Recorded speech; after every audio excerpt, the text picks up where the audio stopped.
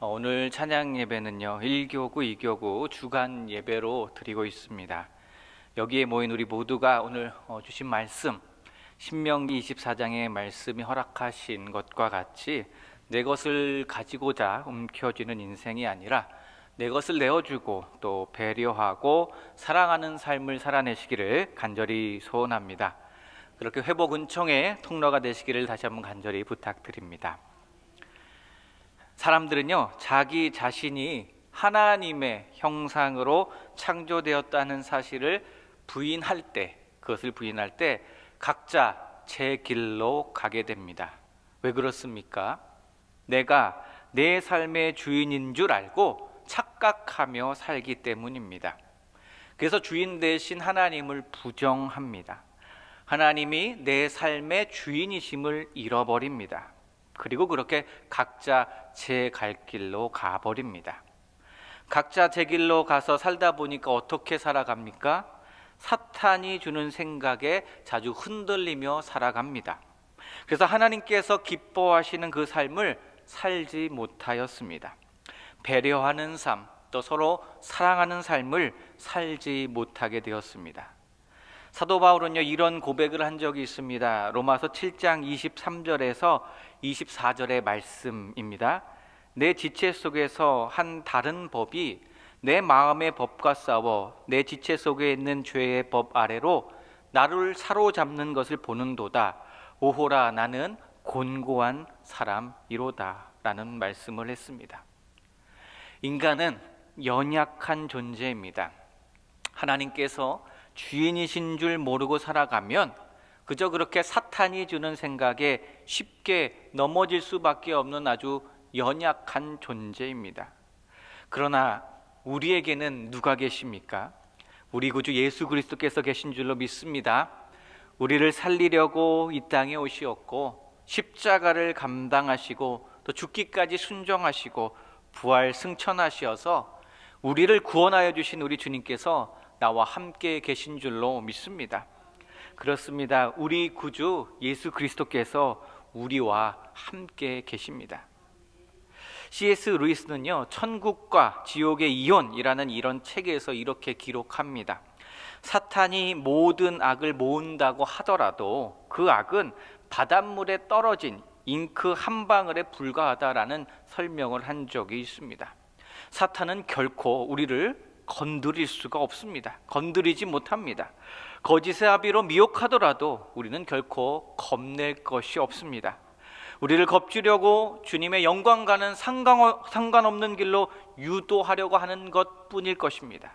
그러니 우리는 어떻게 살아가면 되겠습니까? 우리가 예수 그리스도를 믿는 하나님의 자녀임을 다시 한번 확인하시고 또 우리의 주인 되시는 주님께서 기뻐하시는 그 주님의 길로 나아가면 될 것입니다. 사탄의 공허한 위협을 할지라도 겁낼 필요가 없는 것입니다. 우리에겐 하나님이 계시기 때문입니다. 하나님께서는 크신 하나님의 사랑으로 우리를 보호하여 주십니다. 하나님의 사랑은 그 무엇과도 비교할 수 없을 만큼 크신 사랑입니다. 그 사랑이 우리를 보호하여 주십니다. 그러니 겁낼 것이 없습니다. 그 크신 하나님의 사랑, 어떠한 사랑입니까? 우리로 하여금 어떻게 해서든지 자랑스러운 자녀, 당당한 예수님의 친구, 정결한 그리스도의 신부가 되게 하려고 그 사랑하는 아들의 목숨까지도 버리게 하신 그런 사랑입니다. 그 사랑을 알고 있었던 사도 바울은요 바로 그 하나님의 열심으로 온 힘을 다하여 주의 성도들을 정결한 그리스도의 신부로 만들기 위해 애를 썼던 것입니다. 그 크신 하나님의 사랑을 우리에게 보여주신 하나님께서 오늘 신명기 24장의 말씀을 통해 우리에게 부탁하십니다. 우리에게 말씀하십니다. 특별히 모세를 통하여 말씀하여 주십니다. 자, 오늘 무엇을 가르쳐주고 계십니까? 하나님의 사랑을 받은 자가 이제 앞으로 어떻게 살아가야 할지를 가르쳐 주십니다. 주님께서 어떻게 살아야 한다고 말씀하십니까? 배려하고 사랑하며 살아가야 한다고 말씀해 주십니다. 이 땅을 살아갈 때요 가장 귀한 일은요 내 옆에 있는 사람을 배려하고 내 옆에 있는 가난한 이웃에게 사랑을 베푸는 것이라고 말씀하십니다. 이 배려라는 말을 한번 생각해 보겠습니다. 이 배려라는 말에는 어떤 의미가 있습니까? 배려는요, 힘이 있는 자가 힘이 없는 자에게, 또 강한 자가 약한 자에게 베푸는 호의이며 사랑입니다. 그래서 배려가 있는 공동체는 어떠하다고 말합니까? 배려가 있는 공동체는 훈훈하다 말하고 참 따뜻하다라고 말합니다. 그렇습니다. 우리 동신교회가 훈훈하고 따뜻한 공동체가 되기를 간절히 소원합니다. 배려하면 왜 따뜻해집니까? 배려에는 따뜻하게 하는 힘이 있기 때문입니다. 어떤 사람이 약한 자를 배려하면 그 배려를 받은 사람이 감동을 받습니다. 그래서 자기도 또 다른 사람에게 또 다른 사람을 배려하고자 애쓰게 됩니다. 이러한 배려와 친절함과 사랑이 어떻게 됩니까? 계속해서 전파가 되고 계속해서 퍼져나가게 됩니다. 그런데 반대로 배려가 없는 사회는 어떠하겠습니까? 온기가 없는 사회, 아주 차가운 사회가 될 것입니다. 그래서 오늘 함께 신명기 24장의 말씀을 살펴보면서 하나님께서 우리 공동체에게 가르쳐주고 있는 것을 함께 살펴보았으면 좋겠습니다. 우리 하나님께서는 오늘의 말씀을 통해서 배려와 사랑을 가르쳐주고 있습니다. 제가 이 신명기 24장 18절의 말씀을 읽어드리겠습니다. 신명기 24장 18절의 말씀입니다. 너는 애굽에서 종되었던 일과 내 하나님 여호와께서 너를 거기서 속량하신 것을 기억하라. 이러므로 내가 내게 이 일을 행하라 명령하노라라고 말씀하셨습니다. 자, 하나님께서 옛적에 하나님께서 도우신 일을, 하나님께서 도와주신 일을 잊지 말라는 것입니다. 하나님께 구원받은 사건을 잊지 말라는 것입니다. 그리고 가난한 사람들에게 그 받은 사랑을 베푸는 것을 실천하라는 것입니다. 이 일은 결코 자기 만족, 내 만족을 위해서 하라는 것이 아닙니다. 내 이름을 내기 위해서 하라는 것이 아닙니다. 자기 업적을 내라고 하신 것이 아닙니다. 그저 하나님께서 나를 구원해 주셨고 또 내가 예수 그리스도를 통하여 하나님의 사랑을 알았기 때문에, 받았기 때문에 그 말씀을 실천하라는 것입니다. 하나님께서는 이스라엘 백성들을 사랑하셨습니다. 그래서 노예 생활하는 자들을 어떻게 하셨습니까? 속량해 주셨습니다. 속량한다는 것이 무엇입니까? 노예인데 그 노예를 값을 치르고 나서 자유를 주는 것을, 해방을 주는 것을 속량이다라고 말합니다. 길을 가다 보니 한 노예가 주인에게 매를 맞고 있습니다. 참 보기가 불쌍합니다. 너무나 불쌍합니다. 그래서 그 주인에게 찾아갑니다. 그 노예가 얼마냐고 묻습니다. 그 값을 치르고 갔습니다. 그렇게 그 노예는 포악한 주인으로부터 벗어나게 되었습니다. 이 노예였던 사람이 너무나 기쁩니다. 그래서 그 새 주인을 따라가려고 합니다. 그때 그 사람이 말합니다. 이제부터 당신은 자유입니다. 노예는 그 말을 믿을 수가 없었습니다. 한 번 노예는 영원한 노예였기 때문입니다. 그 굴레가 있었습니다. 그런데 그 굴레가 벗어졌습니다. 벗겨졌습니다. 이제 그 노예는 자유가 되었습니다. 그러면서 이 노예였던 사람은요, 잊지 못하는 것입니다. 무엇을 잊지 못합니까? 나에게 자유를 준 그 사람을 잊지 못합니다. 절대로 잊지 못합니다. 그가 받은 그 깊은 사랑, 깊고 깊은 사랑을 잊지 못합니다. 그래서 스스로 결심합니다. 결단합니다. 그래, 나도 저 사람처럼 살아보자. 나도 다른 사람에게 자유를 주는 삶을 살자. 나도 다른 사람을 살리는 삶을 살자라고 결단하는 것입니다. 그리고 실제로 그렇게 이 사람의 도움으로 살아난 또 다른 사람이 생겨나게 되었습니다. 예수님은요, 죄의 노예, 사탄의 종이었던 우리를 해방시켜 주셨습니다. 그래서 우리가 자유롭게 살아갈 수 있게 하여 주셨습니다. 살아가면서 나를 죄의 종노릇에서 사탄의 파괴의 손길로부터 해방시켜준 그 예수님의 사랑을 오늘 우리가 그래서 잊지를 못하는 것입니다.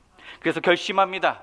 나도 주님께서 보여주신 것처럼 주님처럼 다른 사람을 도와주고 살겠습니다라고 결단하고 결심하는 것입니다. 그리고 내 도움을 받은 사람들이 고마워할 때마다 주님께 고백합니다. 주님 감사합니다. 주님 고맙습니다. 내 이름은 주님 이름 뒤로 숨으면 되는 것입니다. 바로 이것이요 복음의 핵심입니다. 사도 바울이 또 이렇게 고백했습니다. 내가 내게 있는 모든 것으로 구제하고 또 내 몸을 불사르게 내줄지라도 사랑이 없으면 내게 아무 유익이 없는 것이다 라고 고백했습니다. 아무리 선한 일이라고 해도 내 만족이나 내 이름을 위해 할 때는 그것은 아무것도 아니라는 주의 말씀을 기억하시기 바랍니다. 그래서 하나님께서는 구체적으로 가난한 사람들을 어떻게 도와주어야 하는지를 가르쳐 주신 것입니다. 신명기 24장 10절에서 13절의 말씀입니다.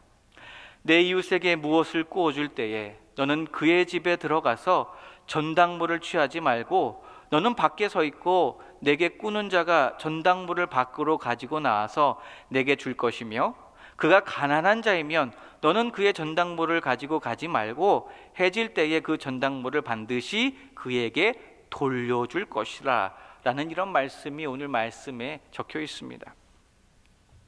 어떤 것을 빌려주고 전당물을 가지고 올 때 빌려준 자의 권위를 가지고 그 집에 들어가서 직접 가지고 나오지 말라는 것입니다. 빌린 자가 자기 집에 들어가서 저당 잡힐 만한 물건을 가지고 나올 때까지 밖에서 그저 기다리라는 것입니다. 이것을 다르게 말하면요, 갑의 관계와 을의 관계가 뒤바뀐 것 같습니다. 그런데 하나님께서는 채권자는 집 밖에 서서 구경꾼 되라는 것입니다. 그리고 나서 어떻게 말씀하십니까? 그가 정말 가난한 자이면 그 전당물을 가지고 있다가 해가 지기 전에 반드시 꼭 돌려주라는 것입니다. 가난한 자가 전당물로 잡힌 것이 생활 필수품이나 겉옷 같은 것이면 정말 해가 지기 전에 꼭 돌려주라는 것입니다. 그래서 내가 돈을 빌려줬기 때문에 당연하게 가지고 있었던 권리가 있는데 그 권리를 포기해 보라는 것입니다. 대개 가난한 자가 그 당시 가지고 있는 것이 무엇밖에 없다고 합니까? 그 당시에는 외투밖에 없다고 말합니다. 담보물이라고 할 수 있는 아주 유일한 것이 가난한 사람에게는 겉옷뿐이었습니다. 그런데요, 그 외투마저 없게 된다면요, 그날 밤에 그 가난한 자는 추위에 떨어야 할 것이고 고생할 게 눈에 보듯 뻔했습니다. 그때 하나님께서는요, 이렇게 생각하라는 것입니다. 아이고, 저녁이 되었는데 이 겉옷이 유일한데 이것이 없으면 그 사람이 참 춥겠구나, 참 많이 고생하겠구나, 그런 생각하고 곧장 가서 그 겉옷을 돌려주라는 것입니다. 해가 지기 전에, 추워지기 전에 돌려주라는 것입니다. 내 돈을 빌려줄 때는 무슨 권리가 있습니까? 내가 빌려준 그 돈 다시 돌려받을 권리가 있습니다. 다시 받아야 합니다. 요구할 수 있습니다. 그런데 그것을 때로는 한번 포기해보고 돈을 빌릴 수밖에 없었던 그 사람을 한번 생각해보고 배려해 주라는 것입니다. 신명기 24장 14절에서 15절의 말씀은 또 이렇게 말씀합니다. 곤궁하고 빈한한 품꾼은 너희 형제든지 내 땅 성문 안에 요구하는 객이든지 그를 학대하지 말며 그 품삯을 당일에 주고라고 말씀하고 있습니다. 자, 또 무엇을 말씀하십니까? 가난한 자는 객이든지 형제든지 품삯을 미루지 말고 당일에 주라라고 말합니다. 당일에 받는 품삯을 가지고 그는 그날 밤에 식구들을 위해서 한 끼 식사를 준비할 수 있기 때문에 그것을 생각하면서 배려해 주라는 것입니다. 17절 말씀입니다. 너는 객이나 고아의 송사를 억울하게 하지 말며 과부의 옷을 전당 잡지 말라라고 말씀합니다. 우리 주님께서는 이 벼랑 끝에 몰려있는 사회적 약자를 지지해 주라는 것입니다. 그들을 보살펴 주라는 것입니다. 그들을 생각하고 또 생각해 보라는 것입니다. 19절의 말씀, 내가 밖에서 곡식을 벨 때에 그 한 못을 밭에 잊어버렸거든 다시 가서 가져오지 말고 나그네와 고아와 과부를 위하여 남겨두라. 그리하면 내 하나님 여호와께서 내 손으로 하는 모든 일에 복을 내리시리라. 하나님께서 말씀하십니다. 추수할 때에 언제나 언제든지 가난한 사람들을 위한 몫을 따로 남겨두라 라고 이렇게 말씀해 주시고 가르쳐 주셨습니다. 지금까지 살펴본 이 말씀을 통해서 우리는 무엇을 알 수가 있습니까? 무엇을 깨닫게 됩니까? 하나님의 마음을 깨닫게 됩니다. 하나님의 마음이 무엇인지 알게 됩니다. 하나님께서 말씀하십니다. 주를 믿는 성도라면 내가 가지고 있는 당연한 권리보다 이웃 사랑의 의미를 더 많이 생각해 보라는 것입니다. 그렇게 배려하고 사랑하는 삶을 살아내 보라라고 강조하여 주십니다. 우리 하나님께서 어떻게 하셨습니까? 하나님의 독생자 예수 그리스도의 당연한 권리가 있으심에도 우리 주님께서 그것을 포기하셨습니다. 그리고 그 포기로 말미암아 내가 무엇을 얻었습니까? 영원한 새 생명을 얻었습니다. 예수님의 권리를 내려놓으심을 우리 주님께서는 미라를 통해 설명하신 적이 있습니다. 비유하신 적이 있습니다. 요한복음 12장 23절 24절 말씀에 예수께서 대답하여 이르시되 인자가 영광을 얻을 때가 왔도다. 내가 진실로 진실로 너에게 이르노니 한 알의 밀이 땅에 떨어져 죽지 아니하면 한 알 그대로 있고 죽으면 많은 열매를 맺느니라라고 말씀하신 적이 있습니다. 예수님께서 주님의 영광에 대해 어떻게 설명하십니까?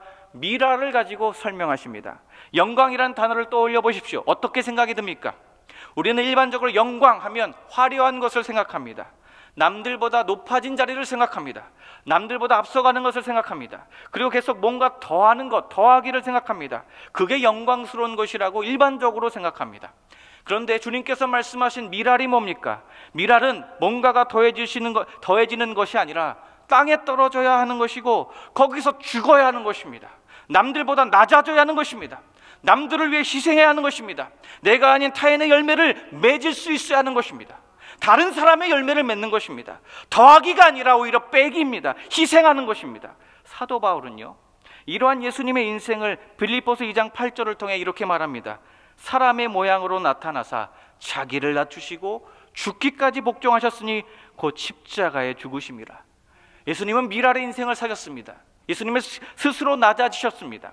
예수님은 스스로 자기를 비우셨습니다. 그래서 종의 형체를 입으신 것입니다. 예수님 스스로 죄가 없으심에도 형벌을 받으셨습니다. 예수님 스스로 가시관을 쓰셨습니다. 예수님 스스로 그 죽음의 자리로 걸어가셨습니다. 왜 그렇게 하셨습니까? 예수님께 영광이란 어떤 의미입니까?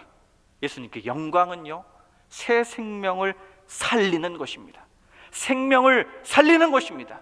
새 생명을 살리기 위해서는 반드시 무엇을 통과해야 합니까? 십자가의 죽음을 통과해야 합니다.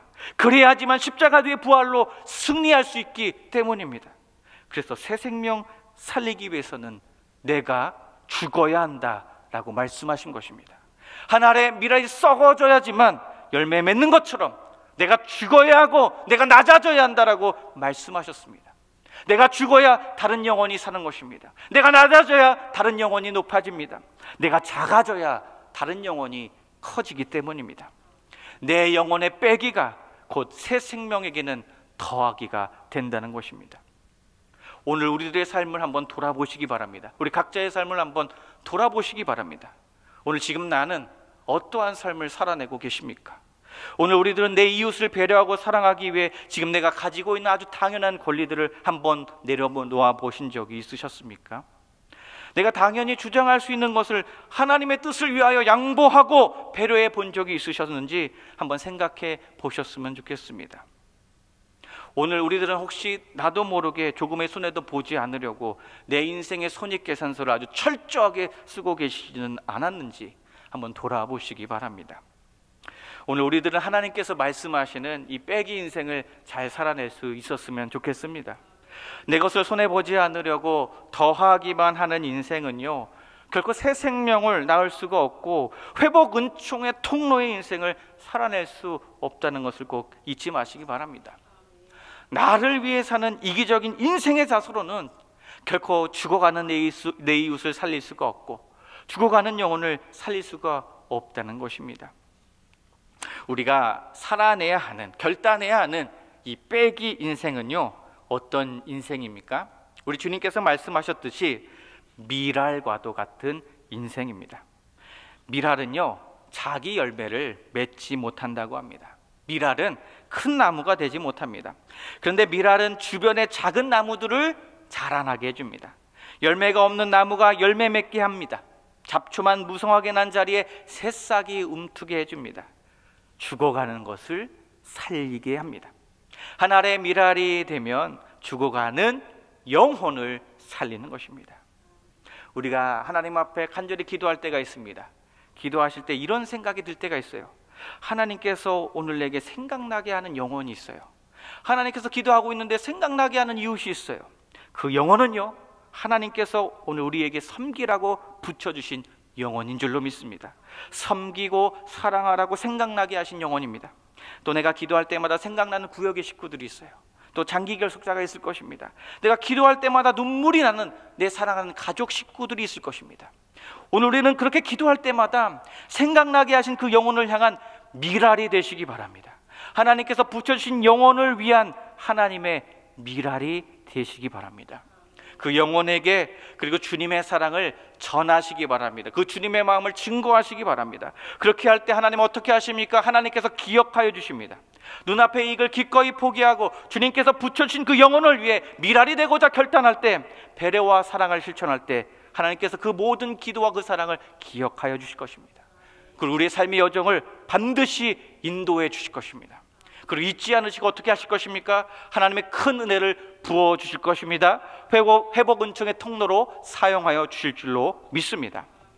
우리가 그렇게 사회적으로 약한 자들을 배려하고 사랑하고 또 하나님께서 기도할 때 생각나게 하신 그 영혼을 위한 하나의 미랄이 되기로 결단하며 실천할 때, 그때 우리의 영혼의 상태가 어떠할까요? 우리의 영혼의 상태는 참 행복해질 것입니다. 참 행복할 것입니다. 우리가 사는 사회에서도 하나님의 말씀을 기억하며 사회적 약자를 돌아봐주고 지지해줄 때 그 사회, 어떠한 사회가 될 것 같습니까? 그 사회, 하나님께서 기뻐하시는 사회, 참 행복한 사회가 될 것입니다. 요즘 뉴스를 살펴보면요, 코로나19로 인해서 더 힘들어지고 또 어려워진 많은 사람들이 생계형 범죄를 저지르기도 하고 또 묻지마 범죄를 저지르고 있습니다. 그렇게 주변에 궁지에 몰린 사람들이 많다는 것입니다. 그러한 사회적 약자들이 그 어떠한 돌봄도 받지 못한다면 그들 안에 희망이 사라지고 그것이 뭐로 변하겠습니까? 분노로 바뀌게 될 것입니다. 그리고 점점 사회는 그것을 감당하기가 힘들어질 것입니다. 그런데요, 제가 며칠 전 마음 따뜻해지는 그런 뉴스를 보게 되었습니다. 우리 교회에서 가까이 있는 이 창신동에서 약국을 운영하시는 한 약사분의 선행을 다룬 뉴스를 만난 적이 있습니다. 창신시장에서 약국을 운영하시는 약사분께서 지적 장애가 있으신 분을 도와주셨습니다. 그분은 50대 노숙인이셨고 폐지를 주우며 생계를 이어가셨는데, 그러한 50대 노숙인을 도와주신 일을 뉴스에서 얼마 전 소개했습니다. 기자가 질문했습니다. 약사님 좋아요? 라고 질문했더니 노숙인이 잘해주니까 좋아요 라고 대답했습니다. 이 약사분의 도움으로 6개월이나 걸리는 장애인 등록도 하게 되었고 우리 창신일동 주민센터를 통해서 지원금도 받을 수 있게 되었다고 합니다. 그렇게 이 노숙인에게는 처음으로 참 좋은 이웃이 생기게 되었다라는 뉴스를 보았습니다. 우리 동신교회도요, 그러한 이웃사랑의 실천을 이미 오래전부터 실천하고 있었음을 확인할 수 있었습니다. 제가 우리 교회의 역사서인 겨자씨 신앙운동 50년이라는 책을 한번 찾아보았더니 그 책에 나눔과 섬김 파트가 있었습니다. 거기 보니까요, 이웃사랑을 실천했던 흔적들, 우리 교회가 실천했던 흔적들이 잘 나와 있었습니다. 이웃사랑과 지역사회 섬김은 우리 동신교회의 역사 속에서 크게 자리 잡아 왔습니다라고 기록하고 있었던 것입니다. 청계천에 물난리가 났을 때, 또 이웃집 판자촌에 불이 났을 때 우리 교회가 큰 도움의 역할을 했다라고 기록되어 있습니다. 또 성탄의 기쁨을 이웃과 함께 나누고자 쌀과 따뜻한 옷을 나누었다. 그리고 이제는 사랑의 쌀통까지 준비하기까지 하였습니다. 또 금요 정오 기도회를 통해서는 교회 근처에서 일하는 상인들을 위한 밥상 공동체를 시작했다라는 기록도 있었고요. 관할 관청의 요청에 협력하여 이웃사랑을 지역사회로까지 확장하여 실천하였습니다. 그래서 지역사회 봉사센터를 개설하기도 했다라고 기록되어 있습니다. 자, 이러한 하나님의 말씀을 실천하는 귀한 전통은 우리 교회가 지금까지도 잘 이어오고 있음을 확인할 수가 있었습니다. 그렇습니다.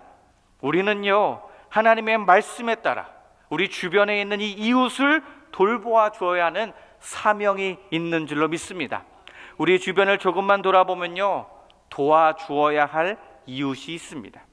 우리 중 그 누구도 가난한 사람들과 완전히 차단되어 살아가는 사람은 아마 한 명도 없을 것입니다.